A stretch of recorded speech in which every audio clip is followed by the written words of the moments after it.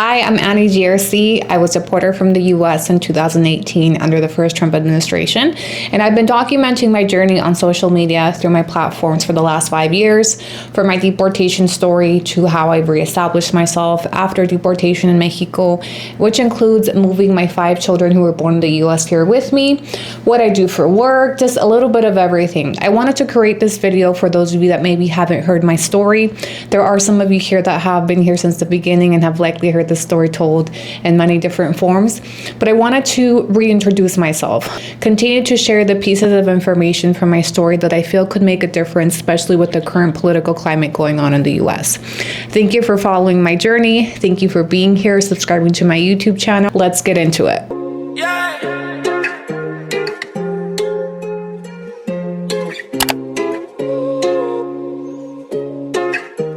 Solvay on the beat, wait.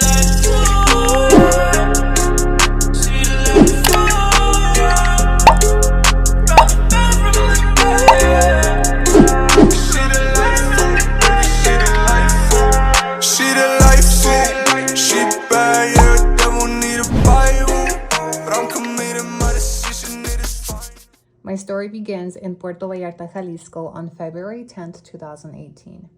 Before I get into my story, I wanted to give you a panoramic view of the city that I currently live in, located in the state of Jalisco, 4 hours north of my hometown, La Huerta, Jalisco. I was deported in 2018, but first let me give you some background to my life in the US. I arrived in the US when I was between 5-6 years old through a visitor visa with my mother and my 4 sisters.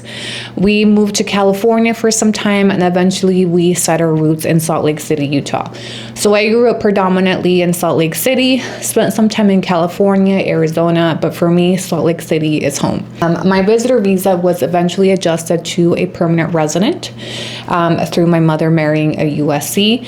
This was done while I was still underage. So I was, I believe, 13 years old when I received my conditional green card, and 2 years later my mother followed up and she adjusted my status to permanent residence, and I was about 15 or 16 when I received my green card, my permanent green card, which although it's a permanent residence, it's still pretty conditional. I wasn't documented as a child for some years. We did overstay our visas for some time until we eventually were able to adjust. However, because I received my residence as a minor, I didn't go through the process of, filing paperwork, and I didn't really have understanding to what was behind the scenes.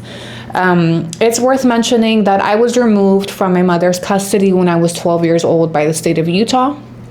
I had behavioral problems from running away, truancy, and there was an incident at my junior high which led me to being charged with my first felony at the age of 12.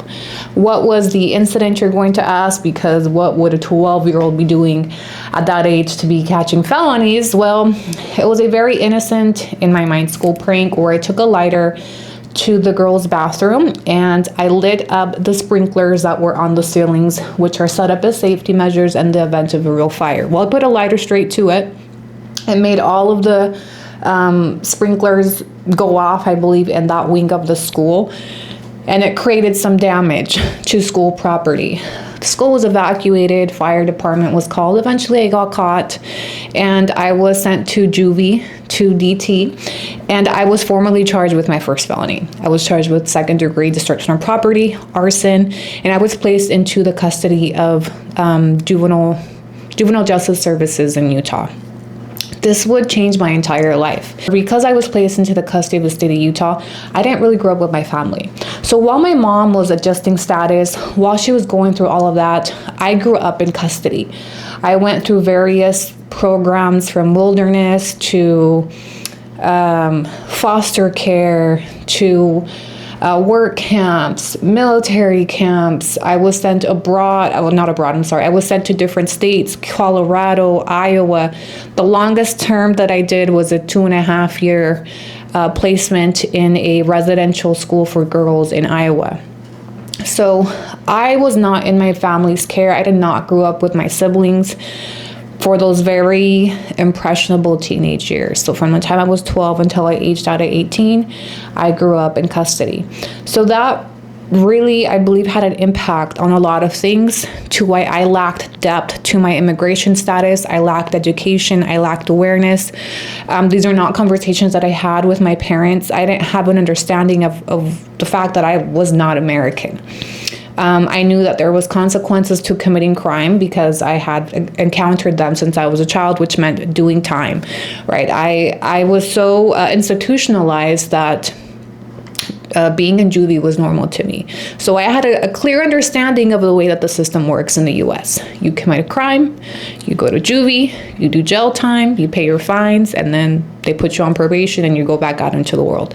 That was my knowledge of life up until 18. So once I age out of 18, and I'm sorry that I'm giving my entire life story because maybe this wasn't part of my idea of the video, but it's the context to my deportation story so that you understand some things, because I'm frequently asked, why didn't you apply for citizenship? Why did you do this? Why would you do that? So this is the context.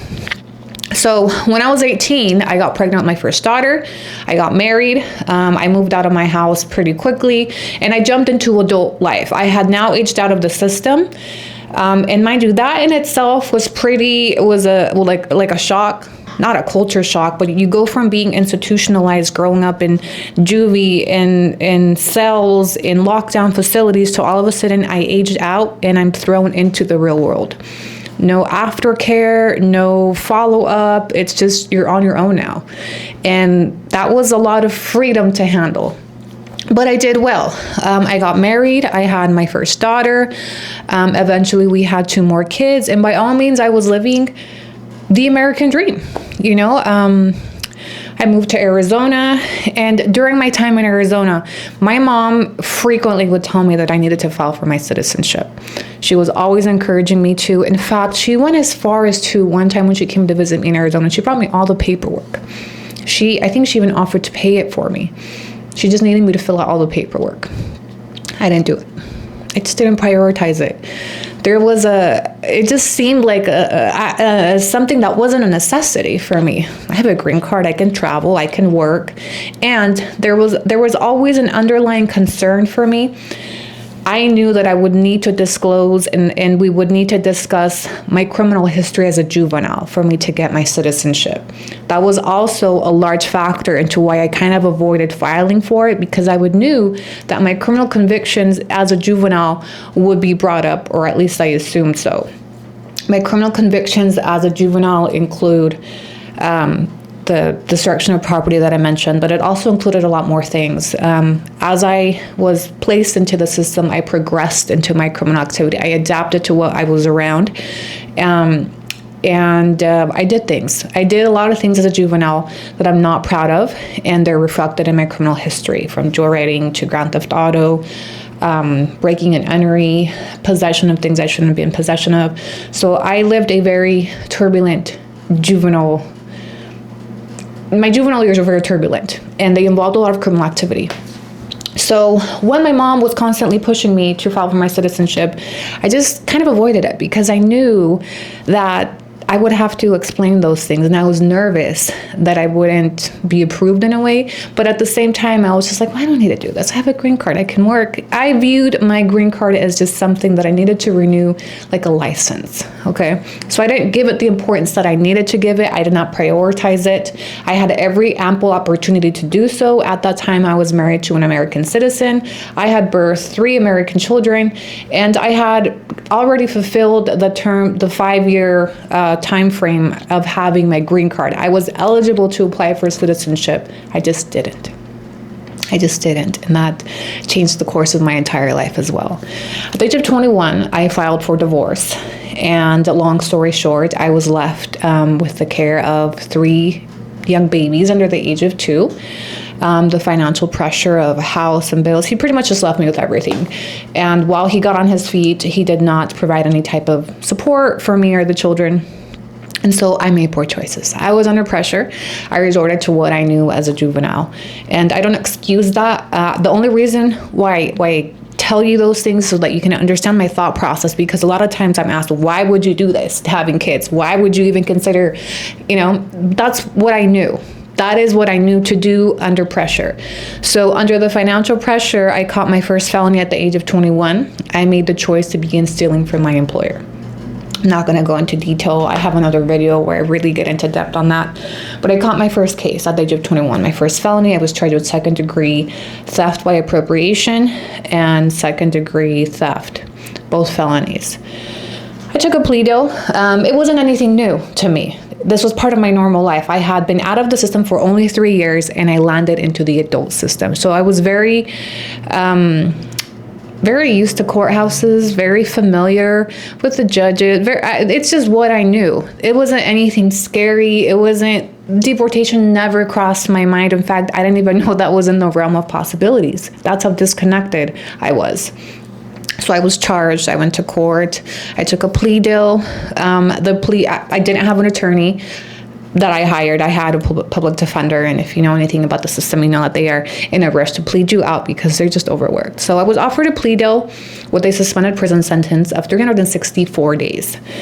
364 days because strategically my defense attorney did look into the immigration aspect, and she was advised that anything with 365 days or over was considered aggravated, and I could potentially be deported.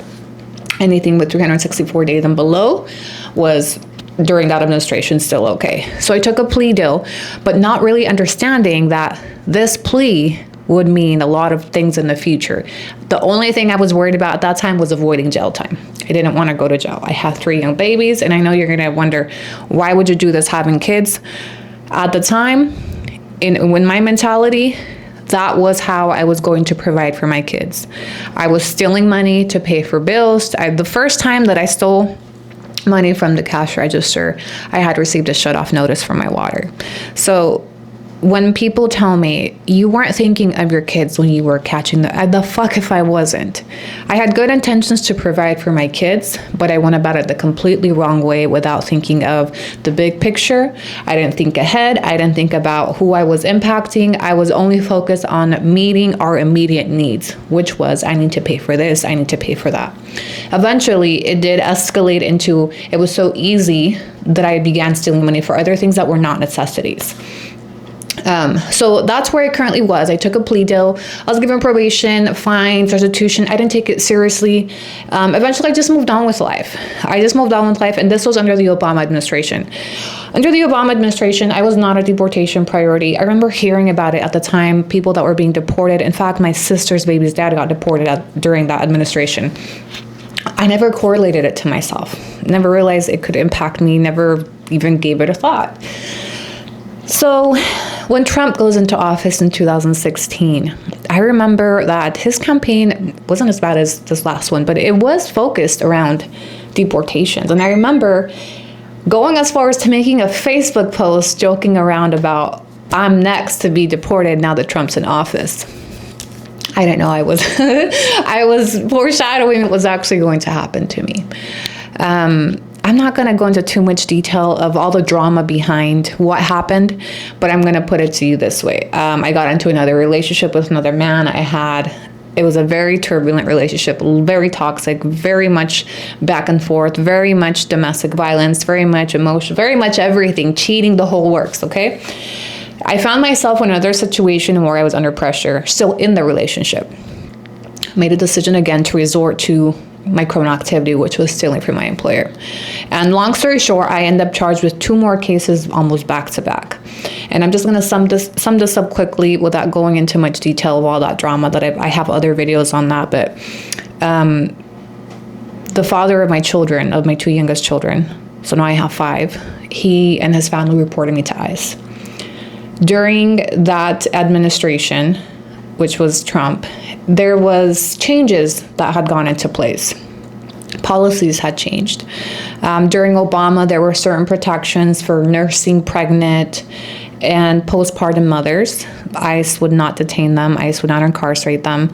Certain policies that ICE was instructed to have some type of humanity for those situations. Anyways, those were clear out during Trump, right? So whenever I talk about the impact of how Trump's administration affected my particular case is because the policies that went into place, protections, the humane policies that he took away, severely impacted what happened to me. Anyway, so yes, I was deportable under any administration because I had committed crimes while a permanent card holder, and that's conditional. Now, I do think, and again, I attribute this to just my lack of knowledge and awareness, but when people sometimes on social media tell me, well, yeah, you broke the conditions to your green card. You did this, you did that. I had no idea what these conditions were. I entered into this agreement as a child with the United States government. When I look at my immigration file now, yes, my signature is there with the conditions of the green card. I didn't know what any of that meant as a child. I didn't know what it meant. I didn't know. So I know this sounds probably really stupid to some of y'all watching this, but when I committed those crimes as an adult, I had no idea that this could actually result in a deportation. Would that have changed my mind in committing some of these crimes? I honestly don't know, because in that moment I was so desperate. In the moments that I committed those crimes, I wasn't thinking ahead. But that gives you some context to, the violation of the terms of my green card. So I was deportable under Obama. I was deportable under Trump, probably deportable under any other president. However, I was not a priority. Because I was a nonviolent offender, and there were certain protections in place where, brand new mothers would not have been targeted by ICE. So maybe eventually I would have been deported anyway, but this is how it happened. So my baby Dennis family reports me to ICE. And at the time that I'm reported to ICE, I had just birthed my last baby. I was nursing her. And so I was apprehended by ICE in January of 2018, initially mid-January. And I'm briefly going through this story. There's so much detail that I have to leave out for time's sake. Anyway, so I'm initially arrested by ICE in January of 2018. They originally placed me on an ankle monitor based on humanitarian grounds because I was nursing my daughter. Well, that did not sit well with the family members that had reported me because they wanted me incarcerated.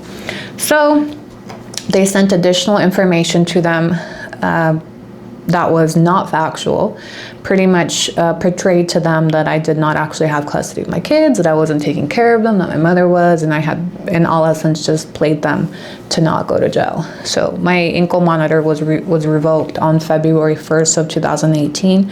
I was taken into custody and told that I was not eligible for bond because I was an aggravated felon under immigration law. To be classified as an aggravated felon, when you think of aggravated felon, you think of the worst of the worst. I think of murders, rapists, people that have physically hurt others. Violent crimes is what I think of when I hear aggravated felon. My case was non-violent. It involved just money.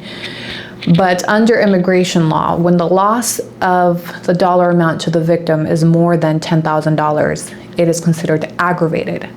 So under immigration law, I was grouped in with the rapists, the murderers, the child sex offenders, all of those simply due to the dollar amount of my crimes. And because of that, I was not eligible for bond. So in summary, I agreed to sign a deportation order to avoid sitting in ICE detention for years. I had many options to fight for my green card, and some of you may think there's no way that would have happened. There was a lot of immigration relief available to me, from cancellation of removal to my 5 children. I was eligible for a U visa. There was a lot of things that I could have filed to try to save my green card, but ultimately, under the pressure of getting back to my nursing baby, I chose to sign I chose to sign. I renounced my green card. I accepted that I was deportable, and I was deported back to Mexico on February 10th, 2018. Just 10 days after I was taken into ICE custody. So it happened so fast. It happened so fast. I didn't even have time to mentally prepare. I didn't have time to grieve. I didn't have time to cry. It was just time to go. And I had not been back to Mexico since I was a child, since we left. Although I had a green card and I could have traveled if I wanted to, it was never even a thought for me to leave the United States. That's how deeply rooted and just, bubbled in I was, that I never left. I never had any inkling to return to Mexico.